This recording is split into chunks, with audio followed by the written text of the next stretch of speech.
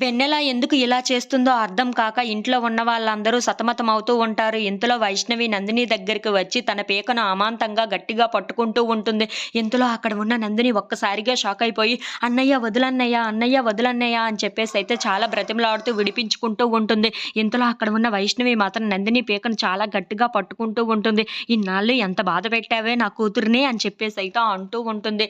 ఇంతలో అక్కడికి నందిని వాళ్ళ నాన్న వచ్చి "అమ్మ వదులమ్మా, నీకు దండం పెడతానమ్మా, అమ్మ వదులు, నీకు ఏం చెయ్యాలో చెప్పు, అదే చేసి పెడతాము, మమ్మల్ని వదిలిపెట్టేసేయ్ ఇలాగా" అని చెప్పేసైతే అంటూ ఉంటాడు. ఆ మాటలు వినగానే అక్కడ ఉన్న వైష్ణవి మాత్రం "నా కూతురు బర్త్‌డేని నేను ఎప్పుడు ఎంత గ్రాండ్‌గా చేస్తానో ఆ విషయం మీకు తెలుసు కదా! ఈ మధ్యన అలా చేయడం మానేశారు.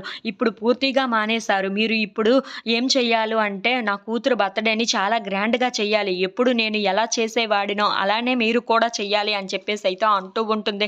ఆ మాటలు వినగానే అక్కడ ఉన్న వాళ్ళందరూ అయితే ఒక్కసారిగా షాక్ అయిపోతూ ఉంటారు. ఏంటి దీనికి నిజంగానే పట్టిందా? లేదంటే యాక్టింగ్ చేస్తుందా? అని చెప్పేసైతే నందిని అనుకుంటూ ఉంటుంది.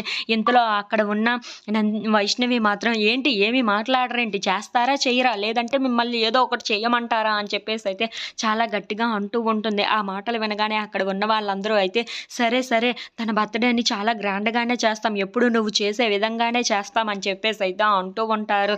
ఆ మాటలు వినగానే వైష్ణవి చాలా సంతోషిస్తూ ఉంటుంది. ఇంతలో అక్కడ ఉన్న నందిని మాత్రం "ఏంటి దీని చేతుల్లో నేను బాగా ఇరుక్కుపోయానే" అని చెప్పేసైతే చాలా బాధపడుతూ ఉంటుంది. If you like this video please like, share and subscribe friends.